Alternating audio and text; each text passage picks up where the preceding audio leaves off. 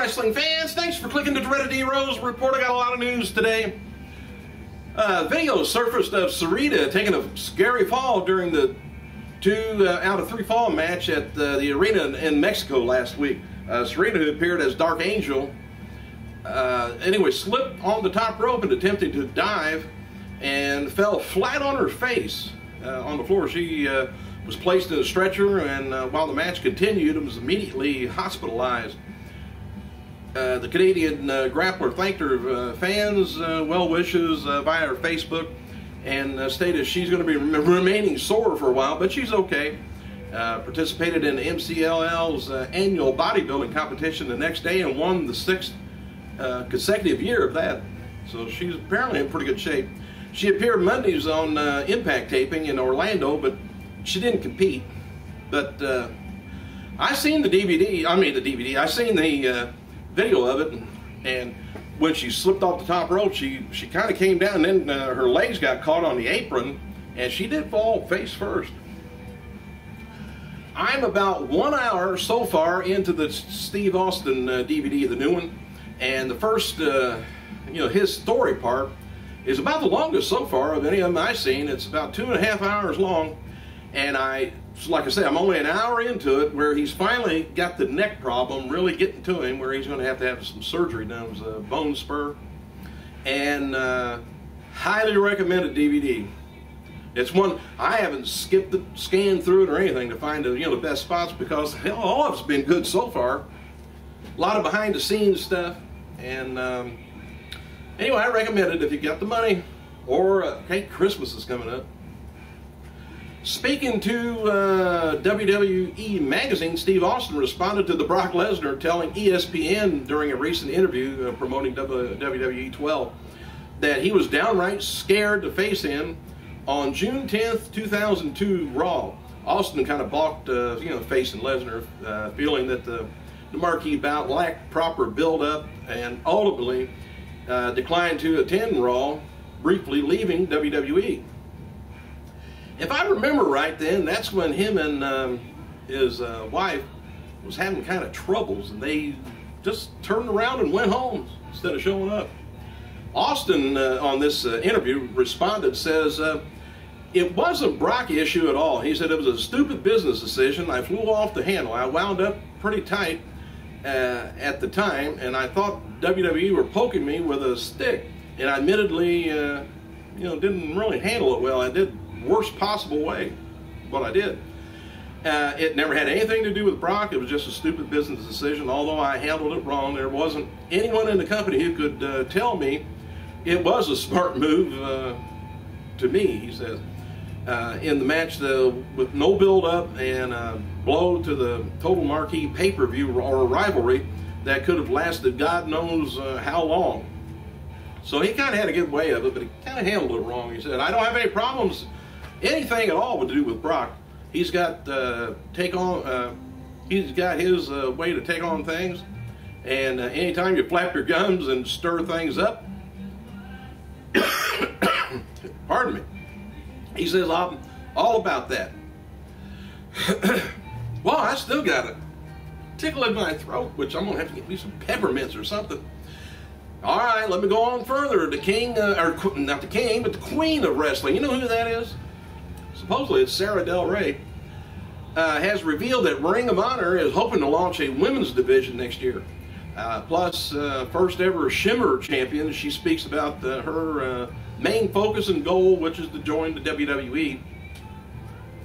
And if you haven't seen Ring of Honor, check out their matches, by the way. And speaking to us last night on DD 360 Live Radio, Del Rey spoke about a recent trip wrestling down in Australia, and this weekend's Joshi Mania festivities. I don't know what that is. Her status with Ring of Honor. So Del Rey says, surprised to find she's no longer listed on the roster, though, of Ring of Honor.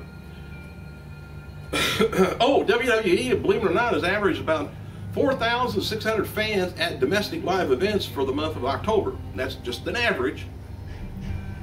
And WWE websites had 12.8 million visitors in October. That's down 10%, by the way, since last year. Well, October last year.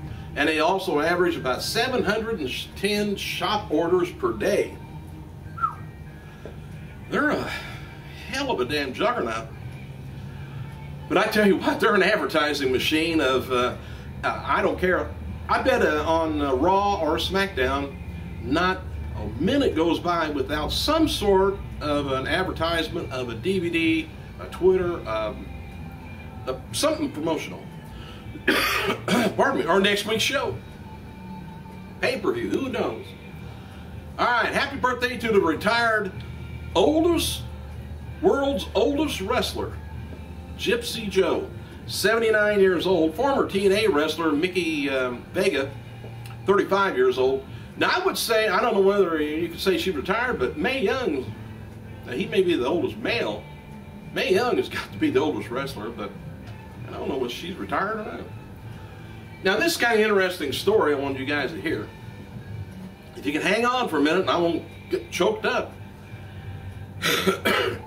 On this day, 1997, the wrestling world lost British legend Big Daddy of a stroke at age 67 years old. His real name is Shirley Crabtree. He began wrestling in the 50s and 60s under several heel gimmicks and was moderately successful, doing that, winning 2 titles before quitting wrestling out of frustration with the politics within British wrestling at the time. Big Daddy retired from the ring in 1987, having inadvertently causing the death of a fellow wrestler, Ma King Kong Kirk. Daddy hit Kirk with a big splash finisher. He was a great big guy. Not knowing that Kirk had a serious heart condition. And Kirk died en route to the hospital. Daddy was cleared of all responsibility, but he blamed himself for the incident, stepped away from the ring. As noted before, Mick Foley is going to be appearing at the new season of Wife Swap, believe it or not, beginning January 3rd. Foley will switch families with actor Antonio Sabato Jr. Hang on. There, you didn't have to hear that cough. All right. Vince McMahon, Kofi Kingston, Bella Twins, and a few others going to be leaving sometime in the next week to visit the troops over in Afghanistan. Footage from their troop will air on WWE Tribute to the Troops special. R-Truth is currently suspended following, he got suspended at the same time, for the same incident at the same time that Bourne did, but they held his off a couple of weeks, I guess. Actually suspended him. But anyway, on Twitter, he keeps up the storyline, R-Truth does, of hopefully I will find out when the doc will release me and return me back to the ring. Shane Helms, by the way, has announced for the Sean Waltman's pre-Royal Rumble party, January 28th, at Europe Nightclub in St. Louis. That's the night before the pay-per-view. WWE SmackDown Sci-Fi tonight's going to be replaying tonight's, Tuesday night's live event. Regarding John Cena, he had a new look over in Japan. He said most people have posted things, but it's not a permanent thing. Several wrestlers over the years have rocked the Zubaz pants while in Japan. And Cena wrote the following on Twitter. He said, I had a great time in Japan. Second night was a throwback night. And hail the dangerous man, Doug Bloodstone.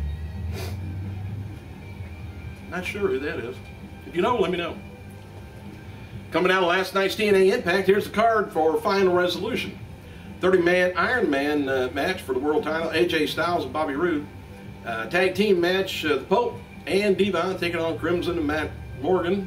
Knockout titles going to be Mickie James taking on Gail Kim. Escape the Cage match. Jeff Hardy versus Jeff Jarrett. If Hardy wins, I was going to say if Jeff wins, well, I'm sure Jeff will win. But anyway, if Hardy wins, he becomes #1 contender. If Jarrett wins, Hardy must leave TNA. What, again?